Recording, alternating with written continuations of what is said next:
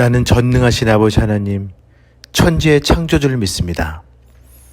나는 그의 유일하신 아들, 우리 주 예수 그리스도를 믿습니다.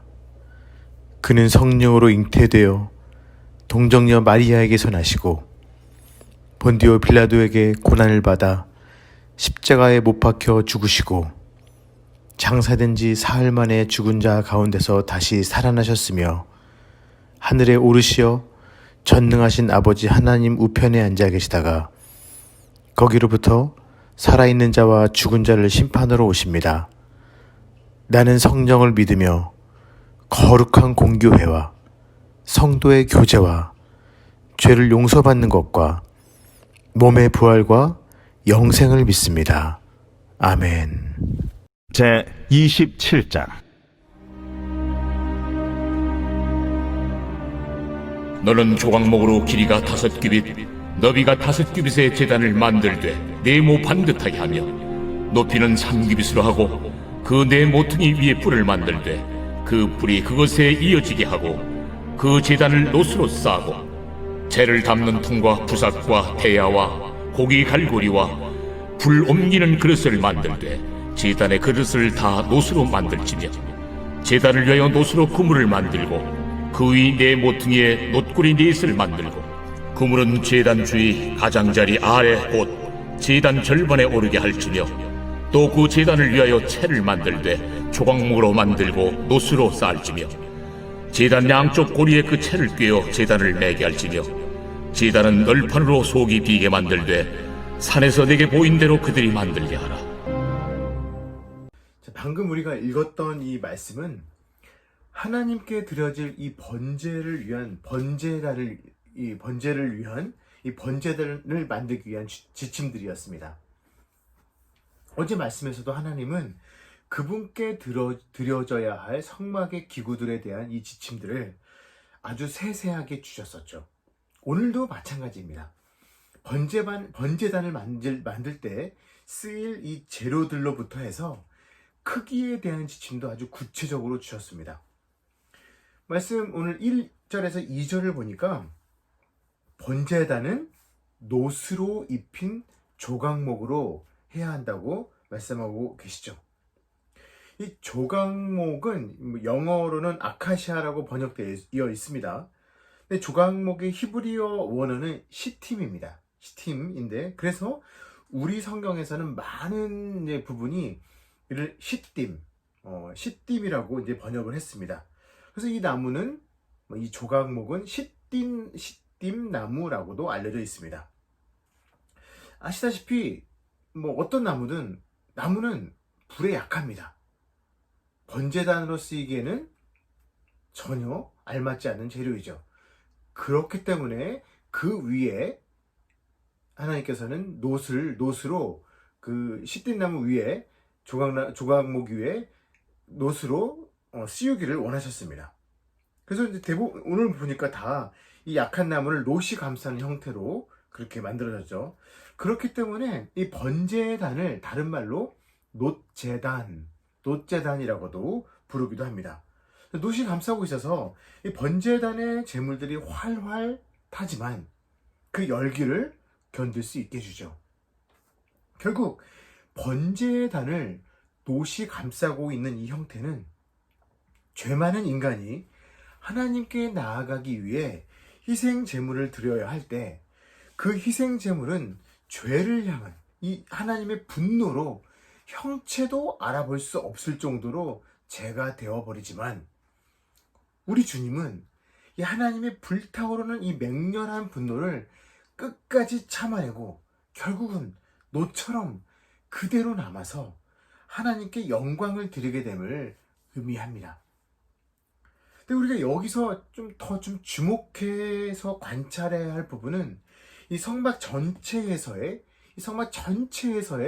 번제단의 위치입니다. 이 구조를 보시면 알겠지만 번제단은 성막에 들어가면서 가장 먼저 볼 수 있는 성전 기구였습니다. 결국 번제단을 통과해야만 성소 안으로 들어갈 수 있었죠. 자, 그런데 번제단은 어떤 곳인가요? 네, 하나님께 드려질 제물이 하나님께 상달되어지는 그런 곳입니다. 그래서 그런 측면에서 그 말씀을 묵상하면서 제가 이제 뭐 갑자기 들었던 생각인데, 현대 많은 교회들이 교회 입구에 헌금함을 이제 성당 입구에 비치해 놓는데, 아마도 과거 이 성막의 기구들의 이 그 배치들로 봤을 때 어쩌면은 뭐 가장 알맞은 장소가 아닐까, 한번 그렇게 한번 생각도 해보았습니다. 다시 말씀으로 돌아와서, 이 번제단에서, 이곳에서 이 죄로 인해 절대로 하나님과 대면할 수 없는 인간이 하나님께 나아가기 위해서 희생제물이 드려지는 그런 장소이죠. 그렇기 때문에 이 예물을 하나님이 받으셔야만 성소로 나아갈 수 있었습니다. 자, 이것은 무엇을 의미할까요?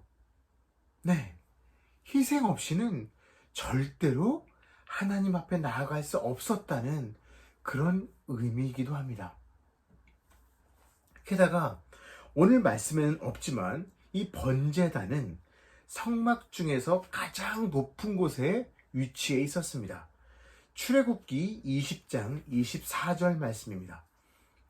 내게 토단을 쌓고 그 위에 내 양과 소로 내 번제와 화목제를 드리라. 내가 내 이름을 기념하게 하는 모든 곳에서 내게 임하여 복을 주리라. 아멘. 이 말씀은 20장에서 하나님께서 모세를 통해서 십계명을 주신 후에 하나님이 직접 모세에게 이젠 나에게 번제를 드릴 때는 토단을 쌓고 그 위에서 나에게 번제를 드려라 라고 하신 말씀입니다.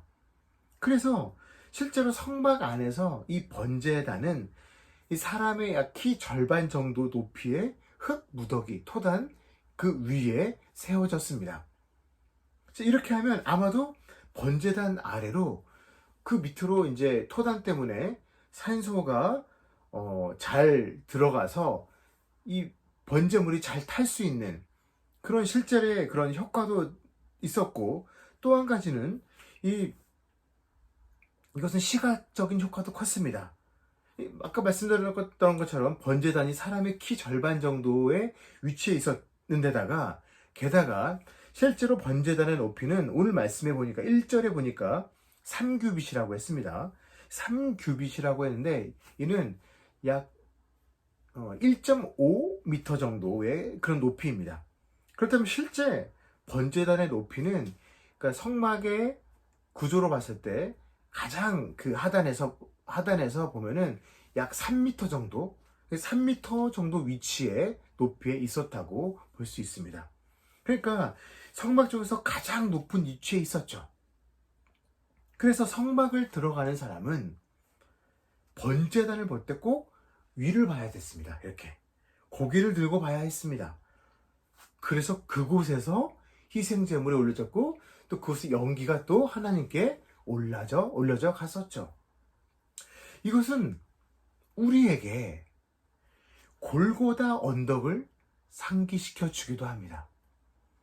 저 언덕 골고다에서 전혀 죄가 없으셨던 예수님은 나의 죄 때문에 산 제물이 되어 십자가에 달려서 돌아가시죠. 그 언덕 골고다에 희생이 있었기 때문에 우리가 자유를 얻고 평화를 얻었습니다. 그 언덕에서 우리 주 예수님은 하나님이 받으시는 향기로운 예물이 되어 주셨죠. 그리고 하나님과 우리 사이를 화목하게 해 주셨습니다. 그분께 또 나아갈 수 있는 그런 특권도 허락해 주셨습니다. 자, 오늘 본문 3절부터는 번제단에 쓰일 부속품들에 대한 지침이 나옵니다. 재를 담는 통과, 부삽, 대야, 고기 갈고리, 불 옮기는 그릇, 그물, 채, 이렇게 아주 다양하게 구체적으로 나오죠. 근데 이것에 대한 제작을 어떻게 해야 되는지에 대해서는 나오진 않습니다. 하지만 마찬가지로 이제 앞에 나왔던 기구와 그 번제단과 마찬가지로 이 기구들도 모두 노수로 겉을 다 쌓은 것들이었습니다. 불에 잘 견뎌야 하기 때문이었죠. 여기서 저는 수많은 이 부속품들이 나오지만 그 중에서 이 그물에 대해서 묵상을 한번 하고 이 묵상을 나누도록 하겠습니다. 오늘 본문 4절에서 5절 말씀입니다. 제단을 위하여 노스로 그물을 만들고 그 위 네 모퉁이에 녹고리 넷을 만들고 그물은 제단 주위 가장자리 아래 곧 제단 절반에 오르게 할지며. 아멘. 혹시 우리가 이제 그 도움을 위해서, 이해를 위해서 여러분들 중에서 야외 이 불판에서 고기를 구워서 드셔보신 분 계십니까? 대부분 이제 그런 경험은 있으시겠죠. 그래서 뭐 여러 가지 종류 불판이 있지만 어떤 불판을 보면은 이 숯과 이 고기를 굽는 이 그 쇠 불판 사이에 이제 숯 쪽에 그 가까이에 또 철판이 하나 있습니다. 철판이 있어서 이 쇠 그물 같은 게 있는데 이거는 이제 이거는 위에 있는 고기가 그 바로 그 숯불로 떨어지지 않도록 받쳐주는 그런 역할을 하죠. 그리고 또한 그 숯불이 또 고기와 닿지 않게 하는 그런 역할도 해주고 있습니다.